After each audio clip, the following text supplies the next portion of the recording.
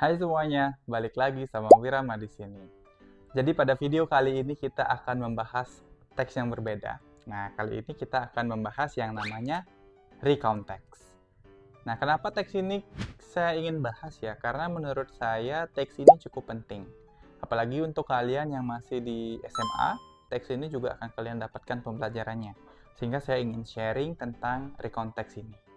Atau bahkan jika kalian ingin jadi seorang penulis, kalian bisa mengadaptasi yang namanya recount text untuk memberikan sebuah warna baru dalam tulisan kalian gitu ya. So, kita mulai aja pembahasan recount text.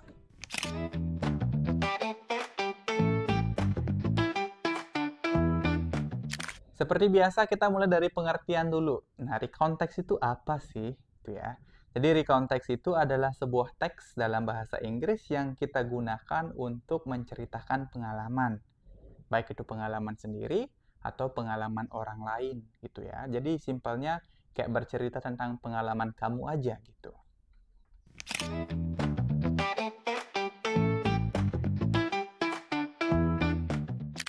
Nah, seperti pengertiannya, tentu kalian akan temukan recount text ini dalam situasi-situasi di mana orang ingin bercerita tentang pengalamannya atau tentang pengalaman orang lain, for example.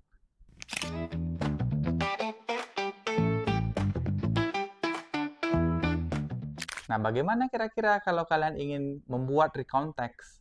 Nah, kalian harus mengikuti beberapa aturan seperti pada strukturnya dan language feature-nya. Oke, kita bahas dulu dari strukturnya. Recount text sendiri memiliki 3 struktur ya, atau generic structure. Yang pertama itu ada orientation, kemudian yang kedua itu ada series of event, kemudian yang ketiga itu ada reorientation. Kita bahas satu-satu. Orientation adalah orientasi dalam bahasa Indonesia. Ya, literally ini sebagai pengenalan awal untuk teks kamu ya, teks recount kamu. Seperti halnya kamu ingin menceritakan sebuah kejadian kamu di masa lalu, nah kamu harus memperkenalkan itu. Seumpama kalian memperkenalkan latar waktunya dulu, latar tempatnya, nah tokoh utamanya siapa, itu kalian jelasin di sana. Kalau kita ambil contoh, itu ibarat seperti ini. Pada Mei tahun 2000, saya pergi ke pasar bersama orang tua saya. Nah, di sana jelas ya, dijelasin latar waktunya kapan. Ya, itu Mei tahun 2000. Kemudian tempatnya di mana, otomatis tempatnya di pasar. Dan orangnya siapa aja. Di sana ada saya dan orang tua saya. Sehingga dengan memberikan orientasi seperti ini, maka penonton atau pendengar itu sudah jelas tentang background dari story kalian. Seperti itu guys. Yang kedua kita lanjut ke series of event. Seperti namanya ya, series of event. Jadi literally kalian tinggal jelasin event-event atau kejadian-kejadian penting dalam pengalaman itu secara berurutan. Seumpama seperti tadi pergi ke pasar, kalian bisa mulai dulu ya. Dari bangun tidur dulu, kemudian prepare ke pasar, kemudian perjalanan ke pasarnya bagaimana sampai kalian tiba di pasar di sana.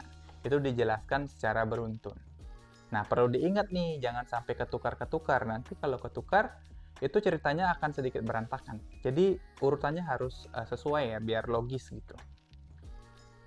Kemudian yang selanjutnya atau yang terakhir itu ada yang namanya reorientasi atau reorientation ya.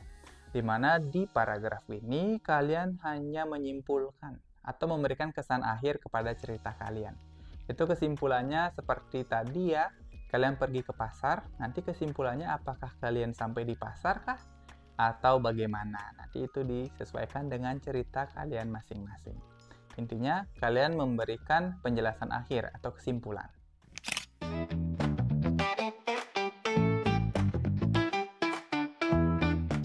Alright, kita akan berpindah ke bagian language feature-nya. Kalian bisa tebak ya, karena ini menceritakan kejadian atau pengalaman di masa lampau, ya otomatis seperti timeline yang saya jelasin, itu kalian akan menggunakan simple past tense. Yep, simple past tense atau past continuous. Ya, nanti disesuaikan saja.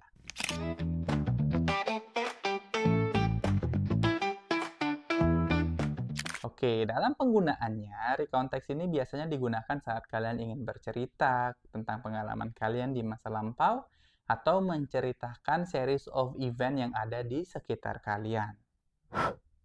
So, thank you so much for watching guys. Jika kalian ada pertanyaan ya atau kritik dan saran, silahkan berkunjung ke kolom komentar and see you in the next video guys. Bye-bye.